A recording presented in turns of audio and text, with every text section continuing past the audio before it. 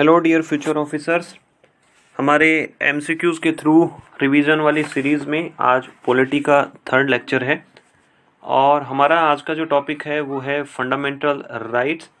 ठीक है, तो और इसके लिए आप उड़ान जो बुकलेट्स हैं इंडियन पॉलिटी की कॉम्प्रिहेंसिव, वो भी आप रेफ़र कर सकते हैं। ठीक है, आप इन क्वेश्चंस को ज़रूर अटेम्प्ट कीजिए और फिर आप तभी हम असेस कर पाएंगे कि भाई हमने कितना पॉलिटी पढ़ा और कितना हमें याद है। ठीक है, चलिए देखते हैं पहला क्वेश्चन जो दिया है कि आर्टिकल जो 17 है वो अनटचेबिलिटी को अबोलिश करता है, छुआछूत को अबोलिश करता है। ठीक है, इसके कंटेक्स्ट में हमें 3 स्टेटमेंट दिए हुए हैं।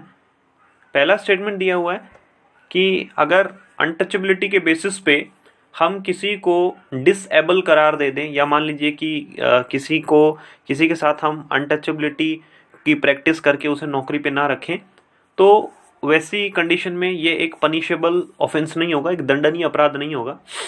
सेकंड स्टेटमेंट दिया है कि 1976 में क्या किया गया कि ये protection of civil right act जो है इसका नाम बदल के अनटचेबिलिटी ऑफेंसेस एक्ट कर दिया गया।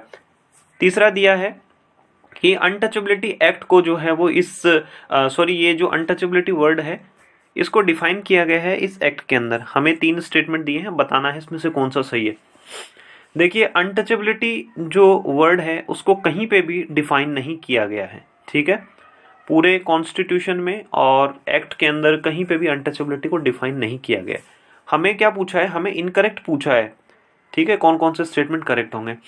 सेकेंड स्टेटमेंट देखते हैं कि 1976 के अंदर क्या किया गया कि ये जो अनटचेबिलिटी ऑफेंसेस एक्ट था 1955, इसका नाम बदल के protection of civil rights act कर दिया गया। तो हमें ये जो सेकंड स्टेटमेंट दिया हुआ है ये रिवर्स में दिया हुआ है, तो ये भी इनकरेक्ट हो गया। पहला स्टेटमेंट क्या है कि अगर हम अनटचेबिलिटी को प्रैक्टिस करते हैं और किसी आदमी को कोई काम नहीं देते हैं, मान लीजिए कि वो बहुत काबिल है लेकिन फिर भी हम उसको कोई नौकरी नहीं देते हैं या कोई उसको काम पे नहीं रखते हैं इस तरीके से, तो वो एक अपने आप में पनिशेबल ऑफेंस होगा। ठीक है, तो ये पहला स्टेटमेंट भी गलत हो गया। इस तरीके से हमारे तीनों स्टेटमेंट गलत हैं और हमें पूछा है कि इनकरेक्ट। आपको हमेशा एग्जाम में ध्यान रखना है कि इनकरेक्ट पूछा है या करेक्ट पूछा है, तो यहाँ पे ऑप्शन नंबर डी जो है वो सही हो जाएगा। ठीक है, क्वेश्चन नंबर 2 देखते हैं। क्वेश्चन नंबर 2 दिया है कि आर्टिकल 23 से रिलेटेड दिया है। ठीक है, आर्टिकल 23 में दिया है कि आर्टिकल 23 के अंदर दिया है कि ये जो वर्ड बेगार है, बेगार का मतलब है कि किसी आदमी को उसकी इच्छा के विरुद्ध जो है वो काम करवाना। सेकंड दिया है कि स्टेट जो है वो अपने नागरिकों पे कोई कंपलसरी सर्विस के लिए बोल सकती है और हो सकता है कि वो कंपलसरी सर्विस करवा भी ले सरकार और कोई पैसे भी ना दे। ठीक है, अब हमें करेक्ट बताना है कौन सा स्टेटमेंट है। देखिए, यहाँ पे जो पहला स्टेटमेंट जो बेगार दिया हुआ है, बेगार का मतलब किसी आदमी को उसकी इच्छा के विरुद्ध, उसकी जो मर्जी है उसके अगेंस्ट काम करवाना नहीं होता है। बेगार का मतलब होता है बिना पैसे दिए काम करवाना। ठीक है, ये पहला स्टेटमेंट हमारा गलत हो गया। जब हम किसी आदमी को उसकी मर्जी के अगेंस्ट काम करवाते हैं तो वैसी कंडीशन में फोर्स्ड लेबर होता है। हालांकि ये जो बेगार होता है ये भी फोर्स्ड लेबर का ही एक टाइप है कि हम किसी को पैसे नहीं दे रहे हैं और फिर भी काम करवा रहे हैं। ठीक है, लेकिन बेगार का जो मीनिंग होगा, जो इसका मतलब जो है वो यही होता है कि बिना पैसे दिए काम करवाना। दूसरा है कि स्टेट यानी कि सरकार या देश जो भी है, आप मान लीजिए स्टेट की डेफिनेशन वैसे बहुत वाइड होती है, फिर भी हम मान लेते हैं कि चलो सरकार है, तो सरकार जो अपने सिटीजन्स हैं, नागरिकों के ऊपर कोई कंपलसरी सर्विस इम्पोज कर सकती है। मतलब सभी नागरिकों को बोल दे कि भाई आपको जो है वो सबको 3-3 साल जो है आर्मी में रहना पड़ेगा, आपको देश की सिक्योरिटी करनी पड़ेगी और आपको कोई सैलरी भी नहीं मिलेगी। ये स्टेटमेंट बिल्कुल सही है। तो सेकंड हमारा जो ऑप्शन है, ऑप्शन नंबर बी जो है वो सही हो जाएगा यहाँ पे, और पहला स्टेटमेंट जो है वो गलत है। ठीक है, क्वेश्चन नंबर 3 देखते हैं। क्वेश्चन नंबर 3 जो दिया है वो USCIRF से दिया है, United states commission on international religious freedom. ये USCIRF जो है वो बहुत रिपोर्ट्स जो है वो रिलीज करता है। रिसेंटली जो सिटीजनशिप अमेंडमेंट एक्ट हुआ था, ये नागरिकता जो संशोधन कानून आया था, उससे रिलेटेड हमें 3 स्टेटमेंट दिए इस USCIRF से रिलेटेड दिए। पहला बोलता है कि ये एक ऑटोनोमस स्टैट्यूटरी बॉडी है। दूसरा बोलता है कि ये एक रिपोर्ट जो इशू करते हैं, रिलीजियस फ्रीडम रिपोर्ट जो है उसको ये बाई एनुअली रिलीज करते हैं। ठीक है, यानी कि 1 साल में 2 बार करते हैं। तीसरा बोला है कि इंडिया को जो है वो इन्होंने सेकंड जो है वो दर्जे में रखा है। ये बोलते हैं कि ये USCIRF जो रिपोर्ट है वो जो डिफरेंट डिफरेंट कंट्रीज़ है उनको 3 स्लैब्स में डिवाइड करती है और इंडिया को उन्होंने सेकंड टियर में रखा है। अब हमें बताना है कि कौन सा करेक्ट होगा। देखो, ये USCIRF जो है एक स्टैच्यूटरी बॉडी है, ये तो बिल्कुल सही है, ये अमेरिका की एक बॉडी है। दूसरा, इसकी जो रिलीजियस फ्रीडम जो रिपोर्ट आती है RFR, ये हर साल एक बार आती है, एक साल में एक बार, एक साल में 2 बार नहीं आती है। सेकंड हमारा स्टेटमेंट गलत हो गया, ठीक है। अब देखिए, ये जो है वो कंट्रीज को 3 टियर के अंदर डिवाइड करती है और इंडिया को इन्होंने सेकंड टियर में नहीं रखा है, इंडिया को इन्होंने थर्ड टियर में रखा है, यानी कि तीसरे दर्जे के ऊपर इन्होंने रखा है। तो पहला हमारा स्टेटमेंट सही है, बाकी 2 स्टेटमेंट गलत है। इस तरीके से हमारा ऑप्शन नंबर ए जो है वो सही हो जाएगा। भारत में ये अमेरिका वाले बोलते रहते हैं कि यहाँ पे जो माइनॉरिटीज़ है उनको राइट्स नहीं है, रिलीजियस फ्रीडम नहीं है, लेकिन हमारी भारत की जो सरकार है, हमारा विदेश मंत्रालय है, वो बार बार इस रिपोर्ट का विरोध करते रहते हैं कि ये रिपोर्ट कम्प्लीटली बायस्ड है, ठीक है, पूर्वाग्रह से ये ग्रसित है। तेजस जो अपना बैच शुरू हुआ था ओनली आईएएस की तरफ से, प्रीलिम्स स्पेशल बैच, ये 22 तारीख को शुरू हो चुका है। ये हिंदी में भी उपलब्ध है और इंग्लिश में भी है और काफ़ी सारे बच्चों का बहुत ही पॉजिटिव इसमें रिस्पॉन्स आया है, ठीक है, जिन्होंने ज्वाइन किया है।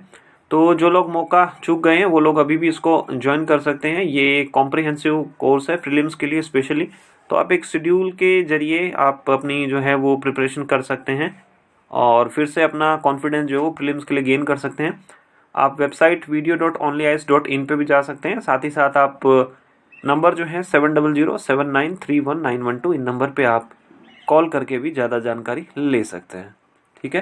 क्वेश्चन नंबर 4 देखते हैं। क्वेश्चन नंबर 4 जो है वो सबरीमाला से रिलेटेड है। सबरीमाला का जो जजमेंट आया था वहाँ पे जो लॉर्ड अयप्पा है, भगवान अयप्पा, उससे रिलेटेड है। तो सबरीमाला के अंदर एक प्रथा है, वहाँ पे क्या है कि जो 10 से 50 साल की जो महिलाएं हैं, आप बोल सकते हैं, जो कि रिप्रोडक्टिव जो एज है उसके अंदर है, तो वो महिलाओं को प्रवेश पे वहाँ पे पाबंदी थी। ऐसे में सुप्रीम कोर्ट के अंदर याचिका लगाई गई और सुप्रीम कोर्ट ने जो अपना निर्णय दिया कि भाई सभी महिलाओं के लिए भी एंट्री मिले।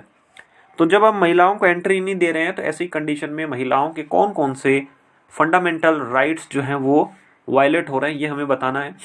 4 हमें दिए हैं, आर्टिकल 14, 15, 25 और 30। अब हमें बताना है कि कौन सा। देखिए, अगर हम ऑप्शन देखते हैं तो आर्टिकल 30 तो नहीं होगा, क्योंकि आर्टिकल 30 में क्या है कि रिलीजियस जो माइनॉरिटीज़ हैं, जो अल्पसंख्यक है, धार्मिक रूप से अल्पसंख्यक है, उनकी बात की गई है। तो हमारा चौथा स्टेटमेंट गलत हो गया। इस तरीके से हमारा ऑप्शन बी और डी गलत हो गया। आर्टिकल 14 क्या बात करता है? राइट टू इक्वेलिटी, बराबरी का दर्जा। आर्टिकल 15 क्या बात करता है कि सरकार जो है वो रिलीजन, रेस, कास्ट, सेक्स, इसके नाम पे भेदभाव नहीं कर सकती है। आर्टिकल 25 जो है वो रिलीजियस फ्रीडम की बात करता है कि भाई भगवान के साथ हमारे कैसे रिश्ते हैं, हम कौन सा धर्म अपनाएं, किस तरीके से फॉलो करें, वो हमारी मर्जी है। तो पहला, दूसरा, तीसरा, 14, 15 और 25, आर्टिकल 14, 15 और 25 का वायलेट होता है सबरीमाला वाले केस में। ऑप्शन हमारा सी जो है वो यहाँ पे करेक्ट हो गया। आर्टिकल 30 जो है वो माइनॉरिटीज से रिलेटेड है, ठीक है। यहाँ पे क्वेश्चन नंबर 5 जो आर्टिकल 29 से रिलेटेड है। अगेन ये जो लिंग्विस्टिक माइनॉरिटीज़ हैं, जो भाषा के आधार पे जो अल्पसंख्यक है, उन पे 2 स्टेटमेंट हमें दिए हुए हैं। पहला दिया है कि लैंग्वेज के आधार पे, भाषा के आधार पे सरकार जो है वो किसी सिटीजन्स को एडमिशन जो है वो डिनाई कर सकती है किसी एजुकेशनल इंस्टीट्यूट में। सेकंड दिया है कि लैंग्वेज के कंजर्वेशन के लिए कोई अगर पॉलिटिकल स्पीच करता है तो उसको अंडर आरपीए 1951, ये जो रिप्रेजेंटेशन ऑफ पीपल एक्ट 1951 है, इसके अंदर एक करप्ट जो है वो प्रैक्टिस जो माना जाएगा, ठीक है। अब यहाँ पे हमें बताना है कि कौन सा इसमें सही होगा। तो यहाँ पे देखिए कि कोई सा भी सही नहीं होगा, यहाँ पे नन होगा, क्योंकि सरकार जो है वो किसी भी सिटीजन को लैंग्वेज के आधार पे एडमिशन के लिए मना नहीं कर सकती। मान लीजिए कि मैं तमिल लैंग्वेज बोलता हूँ और सडनली मुझे जाना पड़ता है उत्तर प्रदेश में, वहाँ पे मुझे किसी हिंदी मीडियम स्कूल में सरकारी में एडमिशन लेना है, तो सरकार ये मना नहीं कर सकती है कि भाई तुमको तो हिंदी आती ही नहीं है, तुम तो तमिल बोलते हो, इस तरीके से, ठीक है। दूसरा जो दिया है कि ये अंडर आरपीए 1951 अगर कोई पॉलिटिकल स्पीच करता है जिसमें वो बात करता है कि भाई लैंग्वेज को मतलब कंजर्व कैसे करें, तो उसको एक करप्ट प्रैक्टिस नहीं माना जाएगा। तो ये स्टेटमेंट भी गलत हो गया। पहला स्टेटमेंट दूसरा स्टेटमेंट दोनों गलत है। इस तरीके से हमारा ऑप्शन जो है वो डी सही हो जाएगा। क्वेश्चन नंबर 6 दिया है। क्वेश्चन नंबर 6 दिया है कि जो right to get one's fundamental right protected, मतलब जो अधिकार है कि भाई हमारे फंडामेंटल राइट्स का प्रोटेक्शन हो, तो आर्टिकल जो 32 है वो इसी बारे में बात करता है कि जो लोगों के जो फंडामेंटल राइट्स हैं उन राइट्स का भी प्रोटेक्शन करने का हमारे पास एक राइट्स है। ठीक है, इससे रिलेटेड हमें दो स्टेटमेंट दिए हैं। पहला दिया है कि ये कॉन्स्टिट्यूशन का एक बेसिक फीचर है। ठीक है, दूसरा हमें स्टेटमेंट दिया है कि ये जो प्रोटेक्शन ऑफ फंडामेंटल राइट्स है, जो हमारे मूल अधिकार है, उनकी सुरक्षा की जिम्मेदारी यानी कि सुप्रीम कोर्ट की है, और सुप्रीम कोर्ट के पास जो पूरा एक्सक्लूसिव इसके ऊपर जुरिस्डिक्शन है। हमें करेक्ट बताना है कि कौन सा सही है। देखिए, ये जहां तक आर्टिकल 32 की बात है तो ये बेसिक फीचर है, ये इसमें कोई डाउट नहीं है, क्योंकि आर्टिकल 32 में जो बात की गई है कि भाई हमारे जो फंडामेंटल राइट्स हैं उन राइट्स के प्रोटेक्शन का भी हमारे पास राइट है, तो ये बेसिक फीचर है, ये बिल्कुल बात सही है। दूसरा ये है कि ये प्रोटेक्शन ऑफ फंडामेंटल जो राइट है ये ऐसा नहीं है कि सिर्फ सुप्रीम कोर्ट के एक्सक्लूसिव जुरिस्डिक्शन में नहीं है। आर्टिकल 226 के अंदर हाई कोर्ट्स भी जो हैं वो रिट इशू कर सकते हैं। तो हमारा स्टेटमेंट कौन सा सही हो गया? हमारा पहला स्टेटमेंट सही है। इस तरीके से हमारा ऑप्शन नंबर 1 जो सही है और ऑप्शन सेकंड स्टेटमेंट जो हमारा गलत है। ठीक है, अब यहाँ पे देखता है क्वेश्चन नंबर 7 देखते हैं। क्वेश्चन नंबर 7 में दिया है कि आर्म्ड जो फोर्सेस हैं, हमारे जो सशस्त्र बल हैं, उनसे रिलेटेड जो लॉज बनाए जाते हैं उसमें कुछ हमें स्टेटमेंट दिए और हमें ये देखना है कि इनमें से कौन सा स्टेटमेंट जो इनकरेक्ट है, इनमें से कौन सा स्टेटमेंट जो सही नहीं है। ठीक है, तो एक चीज़ तो ये है कि सरकारें जो बनाती है कानून, तो आर्टिकल 33 के अंदर इस बात का उल्लेख किया गया है।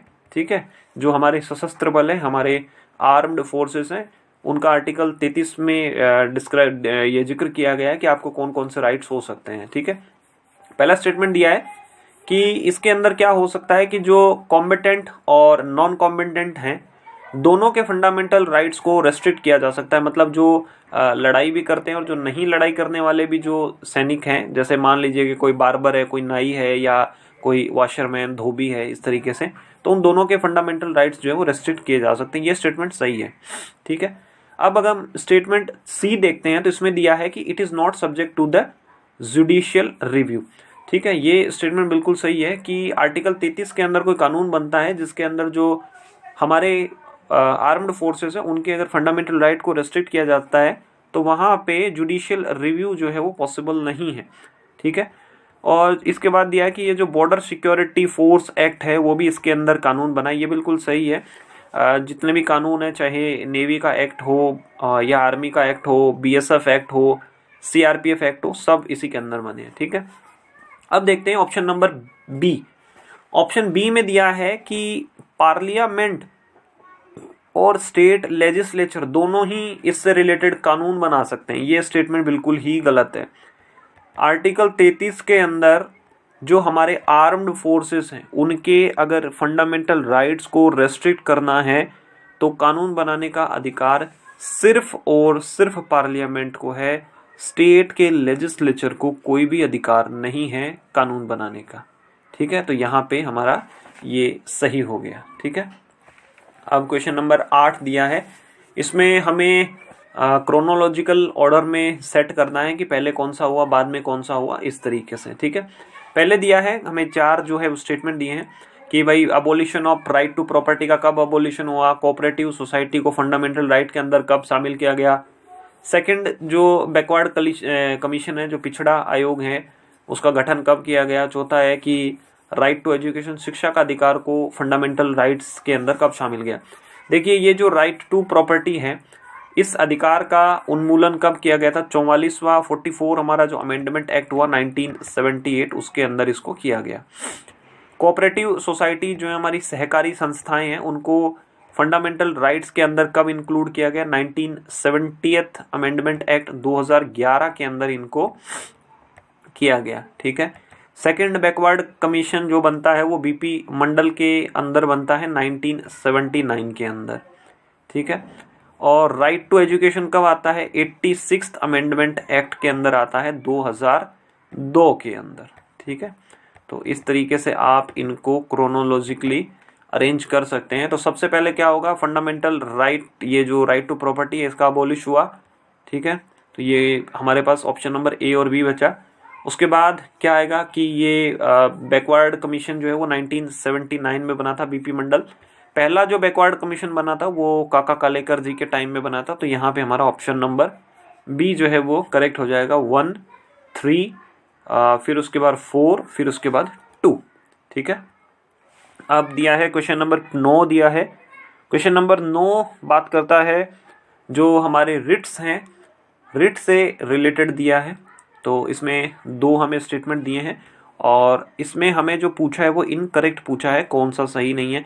आप हमेशा इस चीज़ का ध्यान रखिए कि कौन सा क्या चीज़ हमें पूछी गई है, क्या हमें इनकरेक्ट पूछा गया है या हमें इनकरेक्ट पूछा गया है, क्योंकि एग्ज़ाम में कई बार बहुत सारे इस तरीके से क्वेश्चन हमारे गलत हो सकते हैं। ठीक है।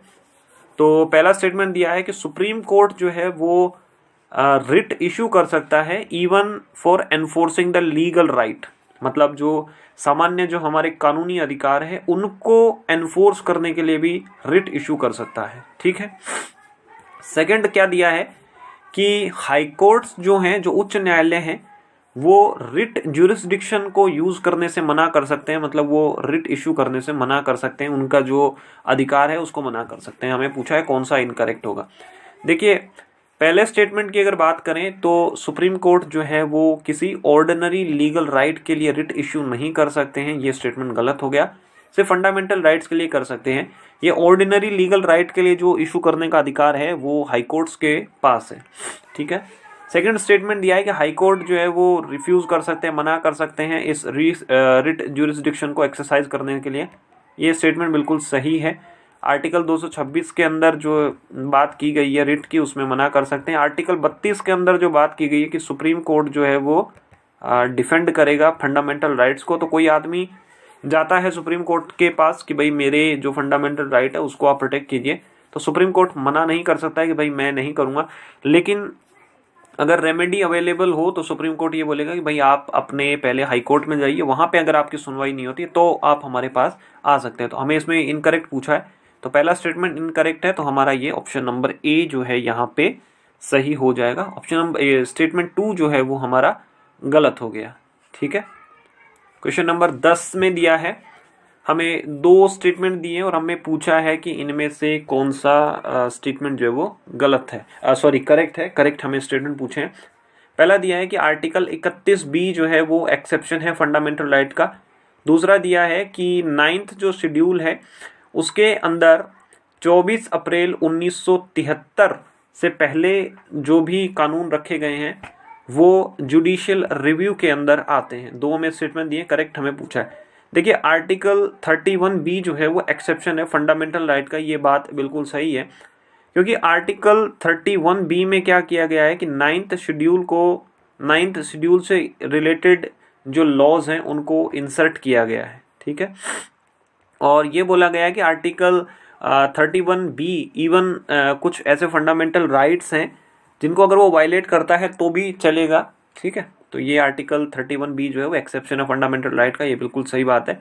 इसमें 9th शेड्यूल से रिलेटेड जो लॉज हैं उनको इंसर्ट किया गया है। अब जो केशवानंदा भारती जो केस हुआ उसकी डेट थी 24 अप्रैल 1973। उसमें बोला गया कि कोई भी अगर कानून है, इवन अगर वो 9th शेड्यूल के अंदर रखा है, ठीक है, और ये डेट दी है 24 अप्रैल 1973, तो ये कट ऑफ डेट डिसाइड कर दी गई कि कोई भी कानून 24 अप्रैल 1973 के बाद अगर आप लाते हो और उसे 9th शेड्यूल के अंदर प्लेस करते हो तो वो जुडिशियल रिव्यू के अंदर शामिल होगा। 24 अप्रैल 1973 से पहले वाले कानून जो है वो जुडिशियल रिव्यू के अंदर नहीं होंगे। मान लीजिए कि कोई कानून 1960 में बना तो वो नहीं होगा, और कोई कानून 1990 में बना तो वो शामिल इसमें हो जाएगा। तो यहाँ पे हमारा पहला स्टेटमेंट सही है, दूसरा स्टेटमेंट हमारा यहाँ गलत है। 1973 के बाद वाले कानून सब शामिल होंगे, पहले वाले नहीं होंगे। तो हमारा स्टेटमेंट 1 सही है, ऑप्शन नंबर ए हमारा जो है वो सही हो जाएगा। तो यहाँ पे आप जो देख सकते हैं, ठीक है, ये आप इस वीडियो के अंत में कमेंट करके आप ज़रूर बताइए कि आपके कितने सवाल सही हुए, कितने आपके गलत हुए, कितने आपने स्किप किए हैं, ठीक है। हालांकि ये चीज़ कोई बहुत ज़्यादा मैटर नहीं करती कि आपने कितने सही किए हैं, कितने गलत किए हैं। मैटर क्या करता है कि आप लगातार प्रैक्टिस कर रहे हैं और अपनी जो कमियां हैं उनको आप नोट कर रहे हैं और उन पे इम्प्रूव कर रहे हैं। जब आप ये काम करेंगे तो धीरे धीरे आप देखेंगे कि आप इम्प्रूव कर रहे हैं, ठीक है। तो आप कमेंट करके ज़रूर बताइए। ओनली आइज से जुड़े रहने के लिए आप सभी लोगों का बहुत बहुत धन्यवाद।